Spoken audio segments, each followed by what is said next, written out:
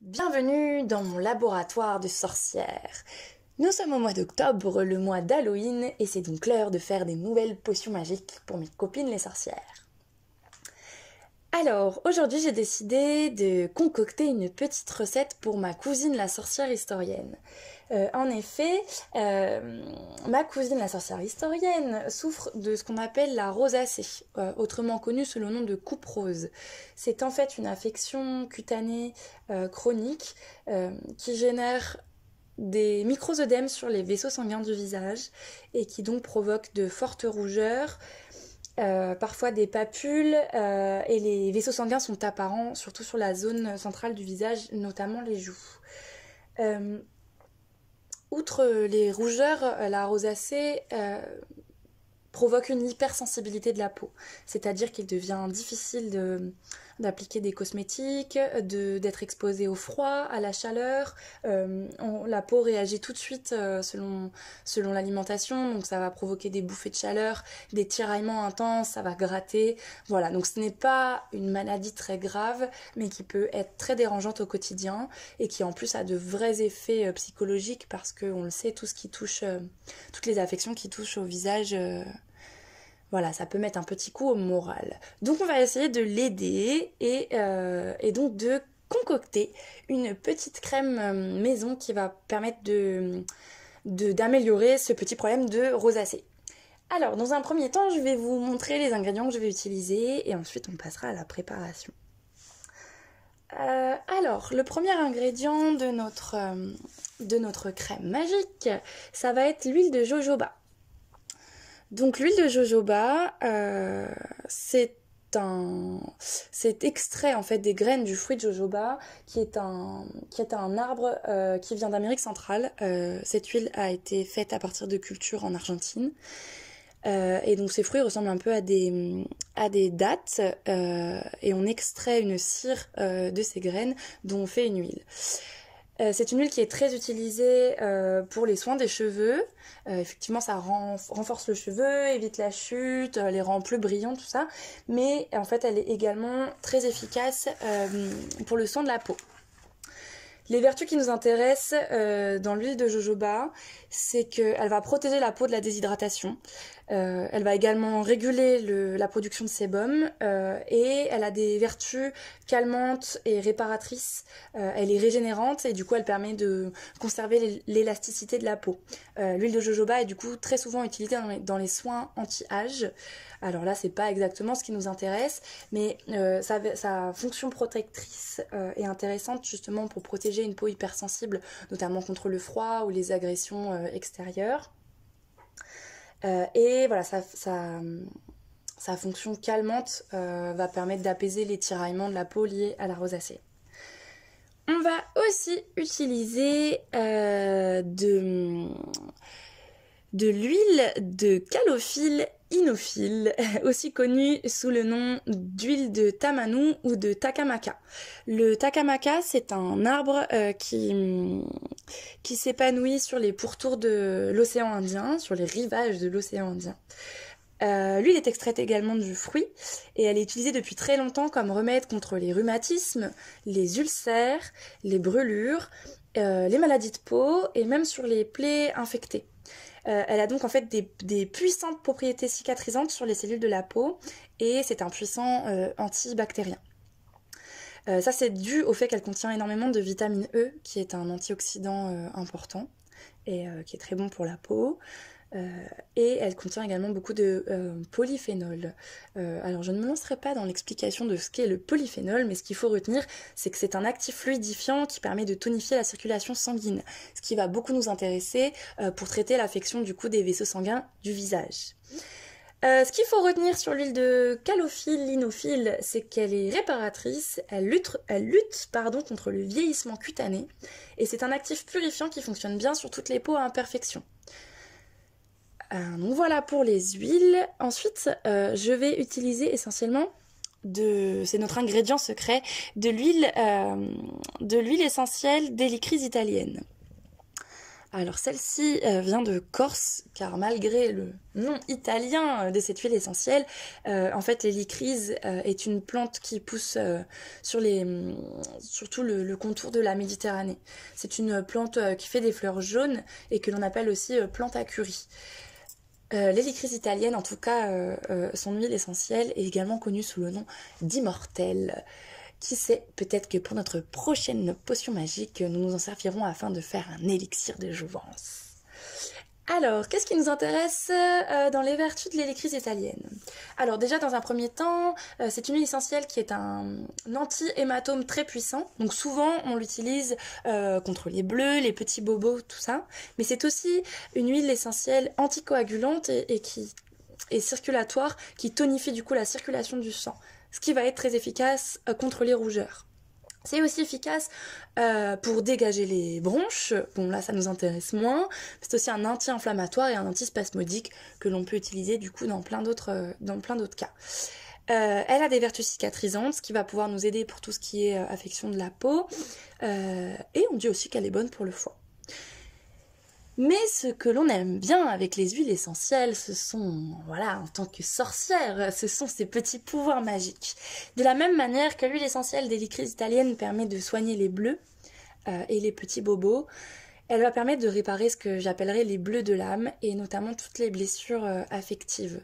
Elle favorise également la paix intérieure en luttant contre la nervosité et la dispersion spirituelle. Elle permet donc en fait de se concentrer plus facilement et de regagner confiance en soi.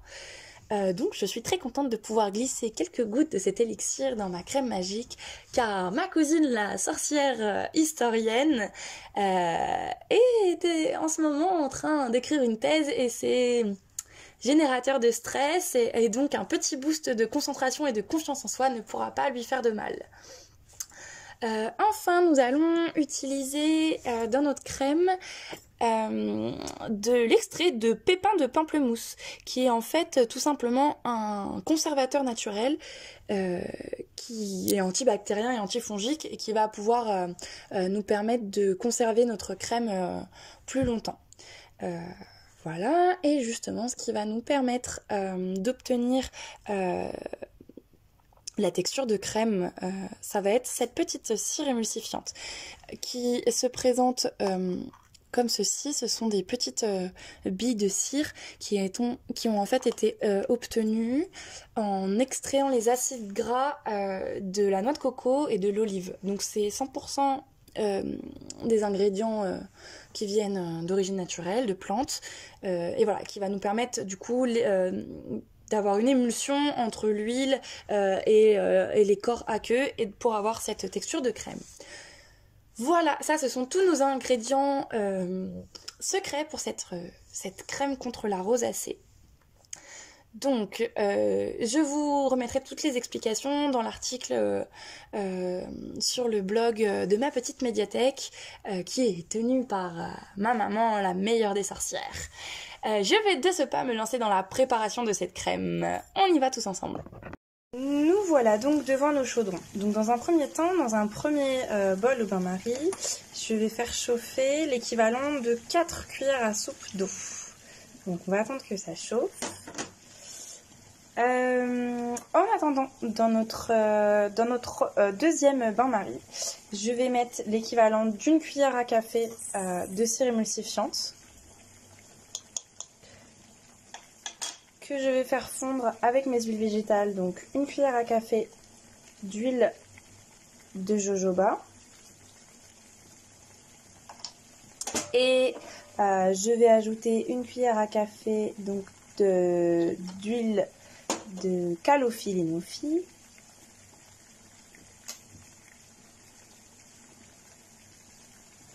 Hop, je vais pouvoir en rajouter un peu, j'ai eu la main un peu légère. Hop. Et donc je vais mélanger le temps que ça fonde.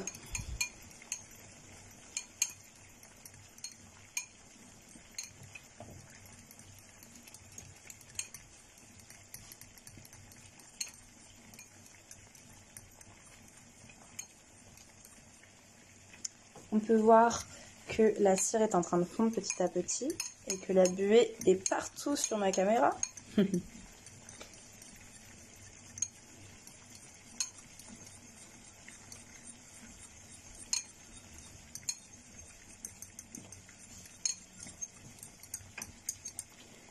Hop, donc voilà, notre cire a complètement fondu. Donc on va pouvoir passer à l'étape de l'émulsion. Donc je reviens à vous dans un instant. Je vais donc verser mon eau chauffée avec mon huile avant de mélanger. Après avoir versé l'eau chauffée dans mon huile et ma cire fondue, je vais mélanger vigoureusement pendant environ 3 minutes afin de créer du coup la réaction d'émulsion.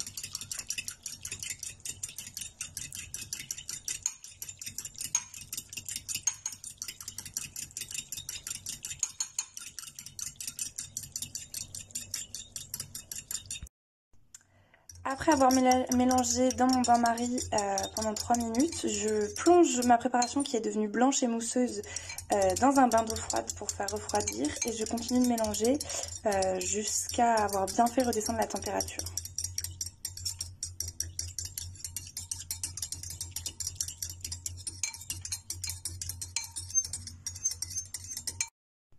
Donc voilà, la température a bien redescendu et on a maintenant une vraie texture de crème assez fluide. Donc c'est super, c'est exactement la texture que je souhaitais obtenir pour pas avoir une crème trop épaisse qui laisse une sensation de gras sur la peau. Donc voilà, on va maintenant ajouter l'huile essentielle d'Helichrys italienne. Je vais en mettre une vingtaine de gouttes.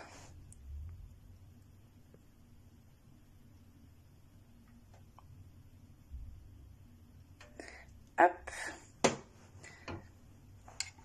j'incorpore tout ça à ma crème. Je vais également ajouter, tant que j'y suis, mes 10 gouttes d'extrait de pépins de raisin.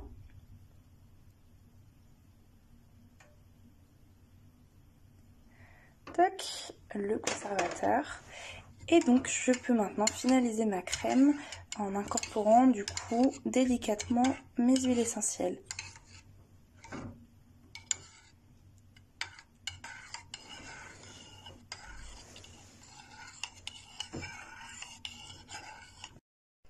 Et voilà, je viens donc de transférer ma crème dans un récipient que j'ai préalablement stérilisé afin de favoriser la conservation et éviter que la crème ne tourne trop rapidement.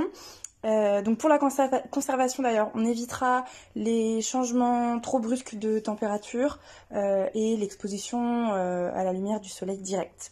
Donc on a une super texture fluide qui ne laisse pas de sensation de gras sur la peau et carrément qui laisse une vraie sensation de fraîcheur. Donc voilà, j'espère pouvoir l'offrir bientôt à ma cousine la sorcière historienne et j'espère surtout que ça l'aidera avec son petit problème de coupe rose. C'était super amusant à faire et j'ai hâte de recommencer pour de nouvelles recettes. À bientôt!